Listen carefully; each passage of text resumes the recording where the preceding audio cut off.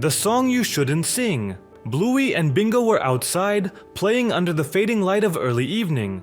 Bluey was humming, a strange little tune. Simple, repetitive, but unsettling in a way that was hard to name. Bingo tilted her head. "Where did you hear that?" Bluey just shrugged. "I didn't. It was already in my head." They went back to playing, but Bluey kept humming. The tune looped again and again. Later that evening at the dinner table, Bluey hummed it quietly while eating. At first, Chili smiled. Bandit tapped his paw in rhythm, but slowly something changed. The room fell quieter. Their chewing slowed. The smiles faded. Bandit's eyes drifted unfocused as if listening to something far away.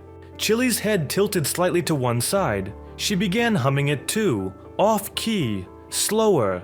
Bingo joined in. Without realizing, Bluey stopped. She looked around. Everyone was humming, different paces, different tones, but the same tune. That night, Bluey lay awake. The house was too quiet. She turned to Bingo, who lay still with her eyes wide open, humming, softly, rocking her head from side to side. Bluey sat up. The hallway was dark, but the sound of the song came from every room. She crept into the living room. Chili sat on the couch, not moving, mouth open slightly, whispering the melody without breath, like it was being pulled from her. Bandit stood in the kitchen tapping on the wall, not knocking, just tapping, in a strange pattern, like code, like counting. Bluey tried to speak, to call out, but no sound came out of her mouth. She backed away. The song grew louder, from nowhere, from inside. It filled her chest, her head. She ran back to the bedroom covering her ears, but it was still there, clearer now. She squeezed her eyes shut, tried to hum something else, anything, a birthday song, a lullaby. But every time her mouth fell back into that same tune. Her paws tapped the rhythm against the blanket. Her heart followed. It wouldn't stop. She begged it to stop, but the melody played on. The next morning the family sat at the breakfast table. No one ate, no one moved. Just 4 sets of lips moving slowly, silently, perfectly in time. Bluey blinked. She wanted to cry, but the tears stayed frozen, as if the song didn't allow it. In the final scene, Bluey stood alone in the living room. Her reflection in the dark TV screen stared back, but didn't match her. The reflection was still humming even after Bluey stopped, even after she turned away. Outside, the wind carried the tune, through the trees, across the yard, and into other homes. The camera pulled back, higher and higher. The whole neighborhood looked frozen, still, silent. But the melody kept going, software twisted, playing forever. No credits, no voices, only the song, always the song. There's a lost Bluey episode that's barely spoken of. They call it The Hole in the Floor. Some say it aired once late at night then vanished without a trace. The episode starts with Bluey and Bingo playing in the living room.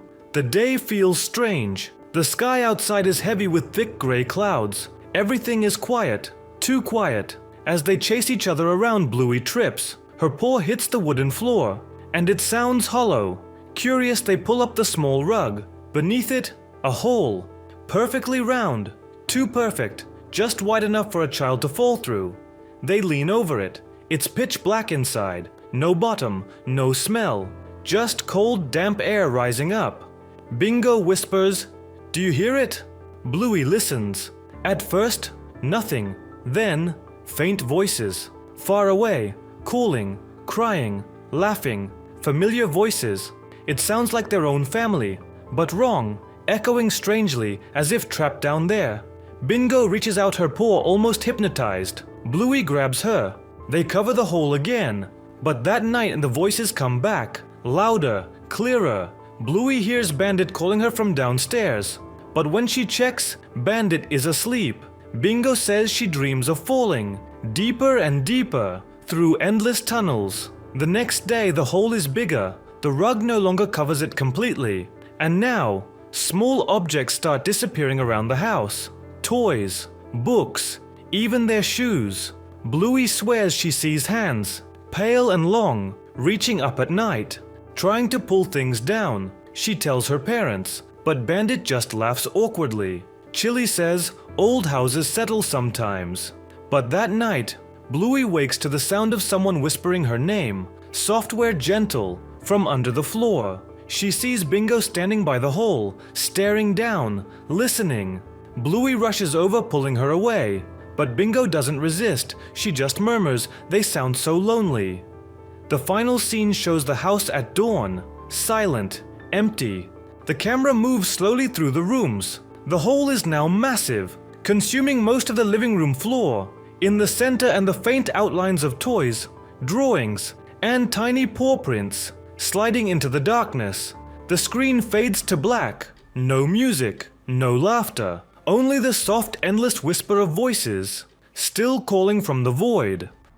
There's a lost Bluey episode, one that almost feels like a story parents made up to scare their kids. It's called The Nameless Boy. It aired once, if it ever aired at all. Some say it showed up on early morning TV without warning. The episode starts with Bluey and Bingo at the park. It's a cloudy day. The colors are muted. The air feels heavy. They play on the swings, the slides, the usual games. Then Bluey notices him, a boy, sitting alone at the far end of the playground. He doesn't move, he doesn't smile, he just watches. His clothes are old, faded, his fur is pale, almost colorless. Bluey waves. The boy doesn't wave back. Bingo doesn't seem to notice him at first. But later, she whispers, "I don't like him." When Bluey asks why, Bingo says, "Because he knows your name." That night, Bluey dreams of the park, of the boy. He stands closer now, right outside the swings. His mouth moves, but no sound comes out. The next day, Bluey sees him again, not at the park, but across the street from their house, standing still, watching. Bingo refuses to look. She keeps saying, "Don't talk to him, don't answer." But the boy calls anyway. His voice is soft, sweet. He says Bluey's name, perfectly, like he's known it forever. Bluey feels herself walking toward him without meaning to. Her paws move on their own. The world blurs. Only his voice is clear. Bingo grabs her, shakes her, snaps her out of it. The boy frowns, turns, and walks away, slowly disappearing into the mist. That night, Bluey lies awake, listening. For hours she hears nothing. Then, a soft tapping on the window. She peeks. There he is, staring in, smiling now, whispering something she can't quite hear. The screen goes black. No credits, no music, only the faint repeated sound of someone whispering her name, over and over and over. There's a lost Bluey episode. Whispers call it Not Her Voice. It's one of those episodes you never find listed, only mentioned by those who watched late at night, when they shouldn't have. It started on a normal evening. Bluey and Bingo were getting ready for bed. Their parents tucked them in. Bandit said goodnight. Chili kissed their foreheads. The lights turned off. Soft footsteps faded down the hallway. Bluey lay there staring at the ceiling, listening to the soft sounds of the night. Then she heard it. Her mother's voice. "Bluey, come here, sweetie." Bluey smiled, half asleep. She slipped out of bed and padded down the hallway. The house was dark, colder than usual. The voice called again, closer now. "Bluey, I'm waiting." Bluey turned the corner toward the living room. But there, standing at the end of the hall, was Chili, smiling, calm, holding a cup of tea. "What are you doing up, honey?" Bluey froze.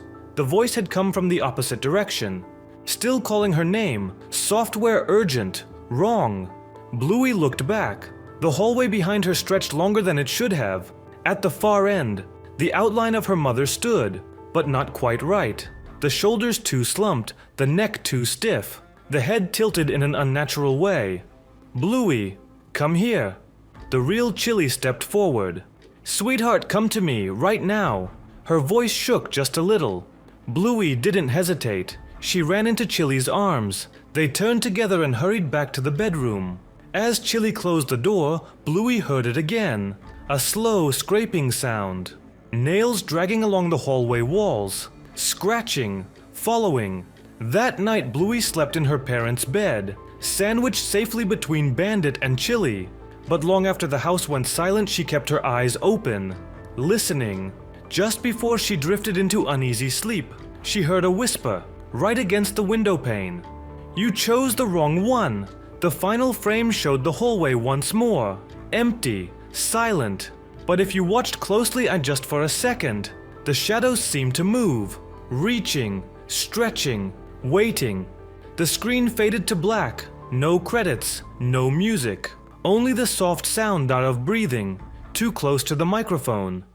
Bluey received a new antique doll. It was beautiful with large glass eyes, but those eyes seemed too alive. The doll always faced Bluey, no matter where it was placed, even if Bluey turned away or moved to another room. At first it was amusing. Bluey would laugh trying to catch the doll in the act, but it invariably stared back at her. However, Bluey then started noticing her other toys disappearing or breaking whenever the doll was near. Her favorite plush dinosaur ended up with a torn leg, and several building blocks simply vanished. At night when everyone was asleep, Bluey would wake up. She heard soft, cautious footsteps from the living room. Then she would see a shadow gliding across the floor, though the doll was supposed to be on a shelf in its box. Bluey would pretend to be asleep, but her heart pounded. Soon the doll began leaving gifts. Terrifying, crudely made figures from twigs, fur, and something else Bluey couldn't identify. These figures always appeared near Bluey's bed. Mum and Dad saw nothing strange when Bluey showed them the broken toys or odd figures, attributing it all to kids' games or you must be clumsy. Their denial only deepened Bluey's loneliness. One morning, Bluey woke to find the doll sitting right by her bed. Its eyes were not merely glass, they were absolute bottomless black voids. The doll held one of Bluey's old torn plush toys, that very dinosaur. A slow, distorted, almost sinister smile appeared on its face, unnaturally stretching its porcelain cheeks. The doll slowly raised its thin arm and with terrifying precision pointed at sleeping Bingo in the adjacent bed. Bluey froze, daring not to breathe. The room grew intensely cold. The air around the doll seemed to freeze. A sound, a very faint, barely audible rustle, as if something unseen was moving around the doll, and then a crack, like something fragile breaking. Bluey heard Bingo quietly sigh in her sleep as if dreaming. The doll didn't move, but its black eyes were fixed on Bingo. In the morning, when Bluey finally forced herself to move, the doll was no longer by the bed. It stood on the shelf again in its box as if nothing had happened. But the dinosaur it had held that night was now missing a leg. It was torn off and gone. And Bingo woke up staring at the wall, her eyes slightly wide, and on her neck Bluey saw a faint red mark, like a messy bite.